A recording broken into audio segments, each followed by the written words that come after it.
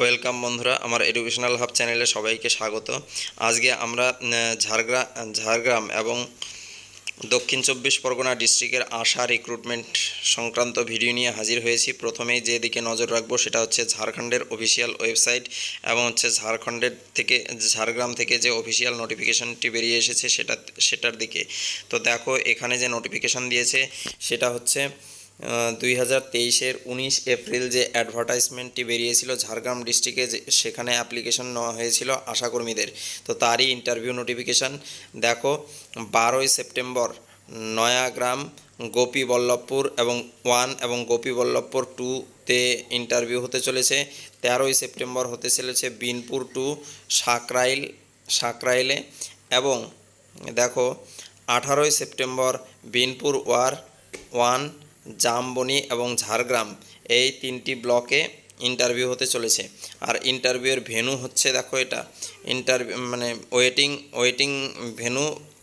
Waiting venue হচ্ছে Sidhu Kanu meeting হল, SD office Jhargram, এবং ইন্টারভিউ হবে বিবেকানন্দ মিটিং হল, এসডি অফিস ঝাড়গ্রাম।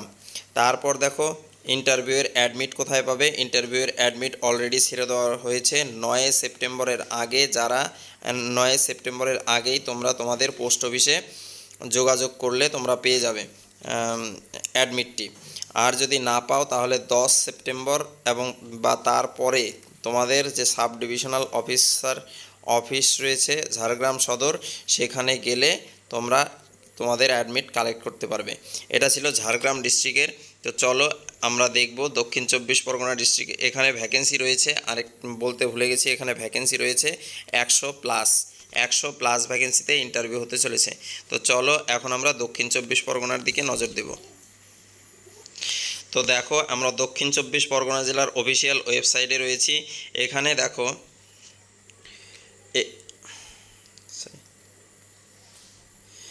এখানে দেখো কি কাকদ্বীপ ব্লক, তারপর রয়েছে নামখানা ব্লক, পাথর প্রতিমা এবং সাগর ব্লক। 4টি ব্লকে ইতিমধ্যে আশাকর্মী রিক্রুটমেন্টের নোটিফিকেশান জারি করা হয়ে গেছে। অন্যান্য ব্লকেও নোটিফিকেশান খুব শিগগিরই জারি করবে। তো চলো আমরা একটা নোটিফিকেশান দেখে সেখানকার কিভাবে ফর্ম ফিল আপ করবে, কিভাবে কোথায় ফর্ম জমা দিতে হবে, সবগুলোই মোটামুটি সেম, সেজন্য যে কোনো একটা দেখে নিই। তো চলো দেখো, প্রথমেই আমরা নজর দিচ্ছি অ্যাপ্লিকেশন ফর্ম কিভাবে ফিল আপ করবো। অ্যাপ্লিকেশন ফর্ম হচ্ছে সংযোজনী 1 বলা হয়। এটা হচ্ছে অফিস ওয়ার্কের জন্য। এটা অফিস ওয়ার্ক। এইখানে দেখো, পাসপোর্ট সাইজ রঙিন ছবি এখানে আঠা দিয়ে লাগাতে হবে। পিন বা স্টেপলার বা সেলাই করা চলবে না, ঠিক আছে। তার উপরে সই থাকতে হবে। তারপর আবেদনকারীর নাম, গ্রাম পঞ্চায়েতের নাম, উপস্বাস্থ্য কেন্দ্রের নাম লিখতে হবে। জন্ম তারিখ এখানে লিখতে হবে 1/1/2024 অনুযায়ী। এখানে বয়স লিখে দিতে হবে। তার নিচে স্বামীর নাম, পিতার নাম লিখতে হবে। তারপরে দেখো, বসবাসের ঠিকানা, গ্রাম, থানা, জেলা, পোস্ট অফিস, পিন নাম্বার, তারপর মোবাইল নাম্বার, আধার কার্ড নাম্বার লিখতে হবে। বিবাহিতা নাকি বিবাহ বিচ্ছিন্না নাকি বিধবা সেটা লিখতে হবে। উপস্বাস্থ্য কেন্দ্র থেকে তোমার বাড়ির দূরত্ব লিখতে হবে। SC ST যদি হও সেটা লিখতে হবে। রেশন কার্ডের নাম্বার লিখতে হবে।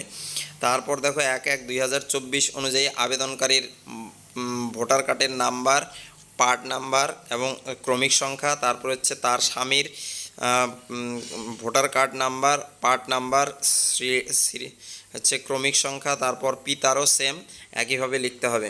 তারপর দেখো, তার বায়োডাটা, পরীক্ষার নাম, মাধ্যমিক বোর্ড, তারপর পরীক্ষা বসার বছর কোন বছর বসেছিল, মোট নম্বর কত ছিল, প্রাপ্ত নম্বর কত ছিল, তারপর হচ্ছে শতকরা কত পেয়েছে।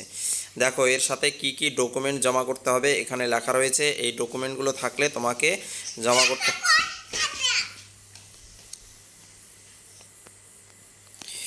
তারপর দেখো, স্থান, তারিখ লিখতে হবে। আবেদনকারীর পূর্ণ স্বাক্ষর করতে হবে। তার সাথে কিন্তু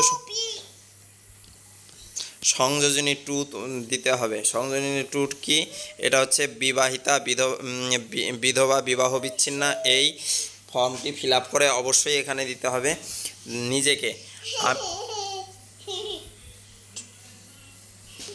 নিজের নাম লিখতে হবে। তারপরে পিতা বা স্বামীর নাম লিখতে হবে।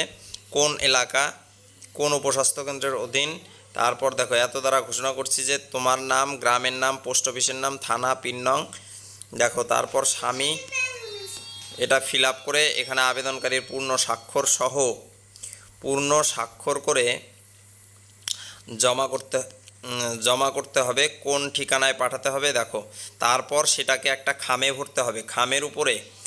খামের উপরে এই ফর্মটা পুরোপুরি ফিল করতে হবে, ঠিক আছে। তারপর 5 টাকার ডাক টিকিট কিন্তু সেখানে সেরে দিতে হবে। আর ফর্ম ফিল আপ শুরু হবে 5ই সেপ্টেম্বর, শেষ হবে 4ই অক্টোবর, রোববার বাদ দিয়ে। নিজস্ব যে ব্লক অফিস বা বিডিও অফিস রয়েছে সেই বিডিও অফিসে জমা দিতে পারবে। তারপর দেখো বিজ্ঞপ্তি এখানে কি বলছে, শর্ত কি রয়েছে।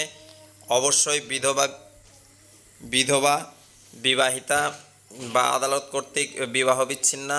তারপর হচ্ছে 1/1/2024 অনুযায়ী বয়স হতে হবে 30 থেকে 40 বছরের মধ্যে। এসসি বা এসটি হলে 22 থেকে 40 বছরের মধ্যে আবেদনযোগ্য। মাধ্যমিক পাস সার্টিফিকেট দিতে হবে। তারপর স্বনির্ভর গোষ্ঠীর সদস্য হলে অগ্রাধিকার দেওয়া হবে। মেন পয়েন্টগুলো বলছি যাতে বড় না হয় ভিডিওটা। তারপর দেখো কি কি প্রমাণপত্র লাগবে। বয়সের প্রমাণপত্র হিসেবে মাধ্যমিক admit, epic card, ration card, অর্থাৎ ভোটের কার্ড লাগবে, রেশন কার্ড লাগবে, তপশিলি SC ST সার্টিফিকেট, মাধ্যমিক পাস সার্টিফিকেট, তারপর স্বনির্ভর গোষ্ঠীর যদি সদস্য হও সেই সার্টিফিকেট, তারপরে রেজিস্ট্রি সার্টিফিকেট, তারপর হচ্ছে 2 কপি ফটো সাথে দিতে হবে। সাথে লাগবে হচ্ছে রঙিন ফটো, যেটা সেটে দিতে হবে। 5 টাকার ডাক টিকিটে লেখা একটি খাম লাগবে। তারপর ভোটার কার্ড যেটা বলেছিলাম সেটা লাগবে। তো এই ছিল ভিডিওটা ভালো লাগলে বন্ধুদের সাথে শেয়ার করে দিও, লাইক করে দিও এবং এই ধরনের ভিডিও পেতে অবশ্যই চ্যানেলটিকে সাবস্ক্রাইব করে দিও।